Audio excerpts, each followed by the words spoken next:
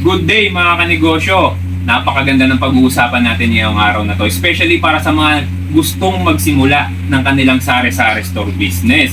Maganda rin to para syempre sa mga matatagal ng sari-sari store owners kasi yung mga produkto na ay mga tools pala na ipapakita ko sa inyo, malamang makakuha kayo ng idea at malaking bagay ito para makatulong sa inyo. Diba? Kaya panoorin mo hanggang dulo, simulan na natin to. So gusto ko lang ipakita sa inyo, ito, napaka-importante nito. Tupperware, Durabox para sa mga kung nagbebenta ka ng mga ganito, diapers na mga tingi-tingi, pwede mong ilagay dito. So ganito yan mga kanegosyo. Ayan. Kapag kabawas na, silid mo lang dito, tapos lagyan mo ng presyo, okay na. Diba? So next natin mga kanegosyo, ito. Pakita ko sa inyo. Itong screen na kulay puti. Ayan, marami ito mga kanegosyo. Ginagamit namin to para pangsabitan ng mga laruan, pero pwede mo rin siyang gamitin para pagsabit ng mga chichirya mo. Yan, mga ganyan. Tapos, idikit mo sa dingding mo o kaya kung meron kang pagsasabitan na maganda-ganda para mapwestuhan mo, para makita ng mga customer mo lahat ng paninda mo. Kapag ka may ganito ka kanegosyo, dapat meron ka rin ganito. Mga hook. Ayan. So, ito, ginagamit to kanegosyo, parang ganito. Halimbawa, ganyan. Sasabit mo lang dito. Halimbawa, kung laruan yung iyong gustong isabit, nakaganyan, bubutasan mo lang, tapos ready to go ka na. Okay? Record book. Ito, napakaganda nito para sa inventory mga kanegosyo. Halimbawa, meron kang mga benta mo sa isang araw, susulat mo dito kung magkano yung kita mo, magkano puhunan mo, di ba? Para lahat makikita mo. Malalaman mo kung kumikita ba yung tindahan mo o hindi, di ba? Kapag ka may pautang ka rin pala, pwede mo rin dito isulat mga kanegosyo. Siyempre, pag may record book ka, dapat meron kang ballpen. Di ba? So next natin, importante ito mga kanegosyo, stapler. Huwag niyo pong kakalimutan yung gunting. Kapag ka sari-sari store owner ka, dapat ang gunting mo hindi lang isa. Mas maganda kung higit pa sa dalawa. Pero dalawa okay na kanegosyo. Tapos ito, para naman to, pampresyo. Price gun ang tawag dito mga kanegosyo. So meron siyang bala sa loob na ganyan. Okay? Tapos, click ka lang and then pwede nang maglagay ng presyo para sa mga paninda mo. Ito mga kanegosyo, puncher. Nabibili lang to sa Shopee. Single puncher lang yung kailangan mo. Halimbawa ganito. Ayan. So kapag ganyan, may butas na, pwede mo ngayon siyang ilagay dito. Kaya importante rin meron kang hanging strip sa negosyo. Halimbawa, wala kang ganitong klase ng wrap. Gusto mong makita ng mga customer mo. Kasi maganda kapag ka nakikita ng mga customer mo yung mga paninda mong chichirya. Kung sari-sari store owner ka. So ayan. Sabit mo lang dyan ka negosyo. 12 yung chichirya na malalagay mo dito. Kapag ka limited lang yung chichirya mo. Or talagang meron kang pagsasabitan na maganda. Pero kapag ka ganitong wholesaler ka, so ganito, pakita mo diyan. Yan. So ganyan. Kapag medyo limited yung space mo at marami kang chichirya, so ito yung pinaka-the best na pwede mong gawin. Okay? Sa mga hook naman mga kanegosyo, marami kasing klase ng hook eh.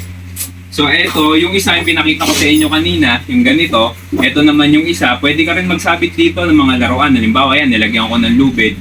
Tapos dito ko, kinakabit yung mga malalaking laruan ko, yung mga big toys ko. Yan. Tapos yung isa pa klase, mga kanegosyo na hook is yung ganito. Ayan. Mas makapal to. Saka mas heavy duty. So, pang mabibigat na laruan o mga produkto, pwede mo isabit dito.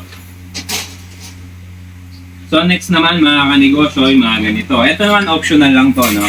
Pwede kang gumamit ng simpleng Tupperware lang dito o yung mga microwavable. Or kung gusto mo, para medyo elegant tignan yung mga produkto mo, mga nakalagay doon, bili ka ng ganito. Mura lang naman yung ganito kanegosyo. Sa Shopee, mag-scroll ka lang dyan, makakita ka ng ganito.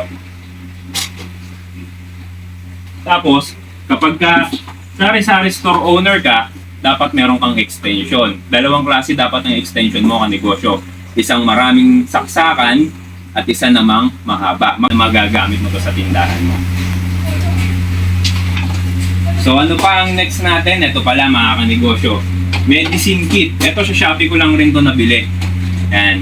So, para organize ang mga gamot mo at hindi ka kapag ka may bumili, maghahanap ka kung nasaan nakalagay. So, dapat dito. So, ayan, bawat isang piraso ng gamot, meron siyang sariling drawer. Ayan. So, ang gagawin mo na lang, susulatan mo kung anong pangalan ng gamot at saka kung magkano. Para kapag ka may bumibili, alam mo na kaagad kung saan mo hahanapin yung binibili ng tao. At eto mga kanegosyo, bumili ka nito. So optional din, gusto mo malaki or gusto mo maliit. Ikaw bahala kung anong trip mo. Pero ako, mas preferred ko yung malaki. Okay? Kapag ka bibili ka pala ng ganito, so dapat may ganito kakaliit na tape at meron din ganito. Kasi itong dalawang to is gamit na mga sari-sari store owners. Okay? So yun lang mga kanegosyo. Maraming salamat sa panonood ninyo. So magkita-kita tayo ulit. Kung hindi ka pa naka-follow, follow ka sa aking Facebook page kasi araw-araw po ako nag-upload ng ganitong klase ng mga video. At sa YouTube, maraming salamat mga kanegosyo ko sa YouTube dahil 2,450 subscribers na tayo. So going to 3,000 subscribers tayo, aasahan ko yung suporta ninyo. Maraming salamat sa inyo. Para po sa mga kanegosyo natin na gustong magdagdag ng mapagkakakitaan, hayaan niyong ipakilala ko sa inyo ang Volts, ang charger na sa kalam. Ito pong kumpanyang ito ay nag-o-offer ng mga produkto kagaya ng cellphone chargers, cable, earphones at marami pang iba na maaari mong idagdag sa mga paninda mo, especially kung katulad kita na may sari-sari store business din. Napaka-effective nito mga produkto na ito para mas lalong dumami at sadyain ng mga tao ang tindahan mo. Dahil itong mga produkto na nakikita nyo ngayon ay hindi natin maitatanggi na araw-araw mong ginagamit. Ibig sabihin, walang duda kanegosyo na kailangan ito ng mga tao dahil kung maoobserbahan mo kanegosyo na halos lahat ng tao ay merong sariling cellphone pero hindi lahat may sariling charger. Napakalaki ng advantage mo para makasurvive sa competition kung meron ka nito sa tindahan mo dahil lahat ng taong nagmamay-ari ng cellphone ay target market mo. Ikaw may cellphone, anak mo may cellphone, nanay at tatay mo may cellphone, maging ang lolo at lola mo kanegosyo gumagamit din ng cellphone. Ibig sabihin, lahat sila ay maaaring sumadya sa tindahan mo para tumangkilik sa produktong ito. Alam mo, simula nang inilagay ko itong Volt sa tindahan ko ay napakalaki ng bilang ng mga bagong customer na sumasadya sa tindahan ko dahil sa buong Pateros, ako lang at ang mga resellers ko ang nagtitinda nito. Hindi na nila kinakailangan pang magpunta sa mall para lang makabili ng ganito dahil lang sagot sa problema nila kanegosyo ay nasa loob na mismo ng tindahan ko. At ito nga po ang Volts, ang charger na sa kalam. Para sa mga interesado na gawing negosyo ito, pwede na po kayong makapagsimula sa halagang 888 lang, which is yung trial package. O kung sa palagay mo, mabibitin ka sa trial pack dahil gusto mo ring alukin maging mga katrabaho mo, mga kaibigan mo, kaya subukan mo po itong sulit package sa halagang 1988 lang. Mas malaki po ang pwede mong kitain. Kung ikaw naman ay kagaya ko na sari-sari store owner din, ay highly suggest ka negosyo na ito ang kunin mo. Dahil siguradong babagay ito kapag nilagay mo na sa tindahan mo. Sa halagang 3,388 lang ka negosyo, napakarami na ng produkto ang pwede mong may offer sa tao at higit sa lahat, may kasama na itong steel frame na magpapapogi dyan sa tindahan mo. So, paano maka-order? Yung link nasa comment section sa baba.